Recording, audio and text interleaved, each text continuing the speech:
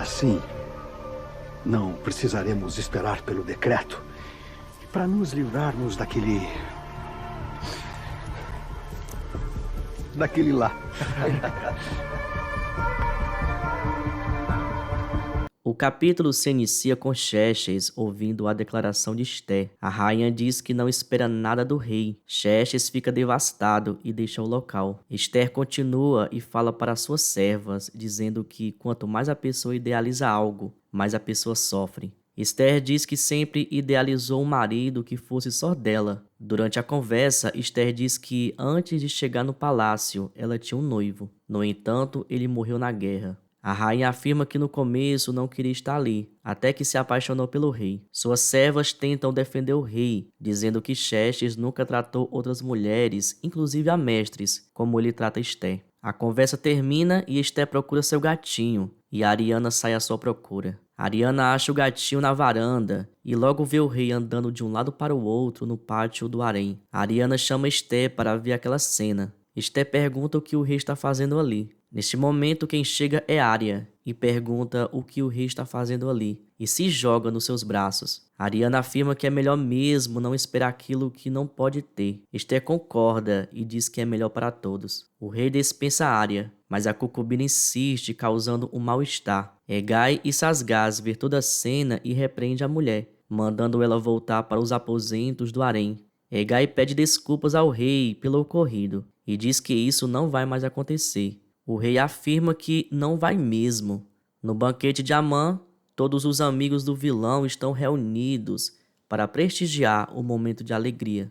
Amã discursa e diz que ficou bastante lisonjeado pelo convite da rainha de participar de seu banquete. Zeres elogia o marido. Dario corta o momento e pergunta o que aconteceu no banquete da rainha. Amã responde que alguns detalhes confidenciais do palácio, que não pode falar, mas que a rainha fez bastante elogios. Dario estranha que Esther não tenha pedido nada. Normalmente, o banquete serve para pedir algo. Amã rebate e diz que só foi para lhe homenagear. Amã pede que todos façam um brinde a ele. Dalfon pergunta a Amã: se o senhor foi tão honrado nesse banquete, por que chegou tão chateado?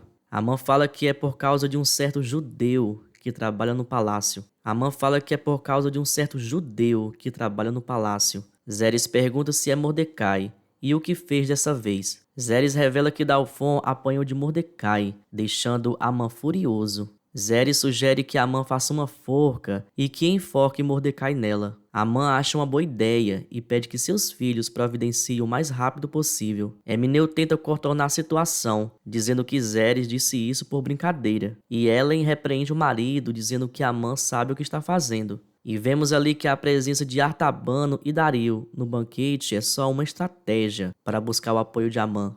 Iona espera Mordecai e diz que Esdras sumiu.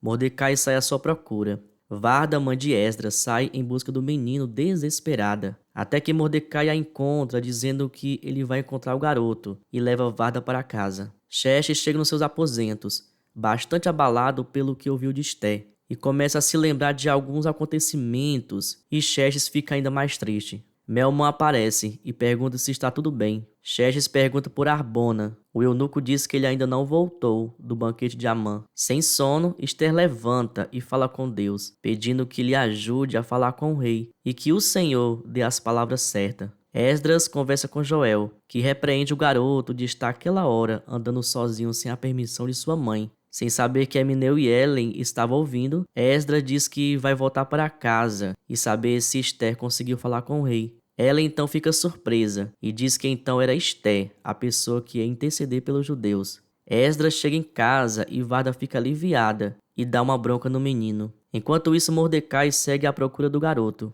Mordecai segue nas ruas de Suzã à procura de Esdras, quando se depara com os filhos de Amã.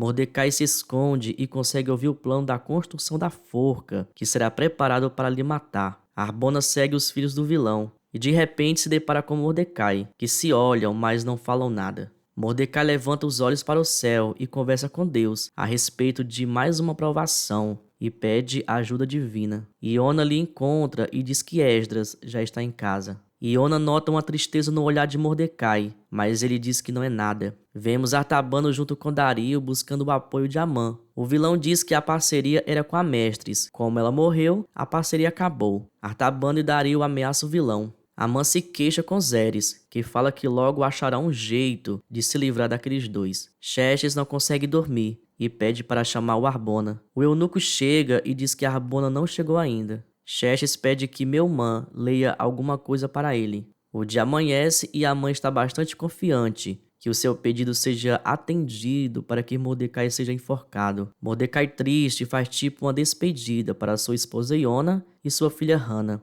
Amã vê a forca feita pelos seus filhos e fica deslumbrado. Enquanto Amã traça seu plano maligno, Arbona vê tudo de longe. Esdras pede desculpas a Mordecai e faz uma revelação e diz que Ele e Emineu ouviu ele falando sobre Esté. Amã segue em direção à sala do trono para fazer sua petição. Logo atrás Ela vem correndo, tentando alcançar Amã, mas é impedida pelos soldados. Ela pede para falar com Amã e diz que tem algo para falar com o ministro. Mordecai se despede de sua filha e de Iona e parte para o trabalho. No meio do caminho, Mordecai encontra Helen. A mulher humilha Mordecai. Ela grita dizendo que tem nojo dos judeus. Helen revela que já sabe que é a pessoa que vai interceder pelos judeus. Então cai a ficha de Helen e ela descobre que Esté é judia.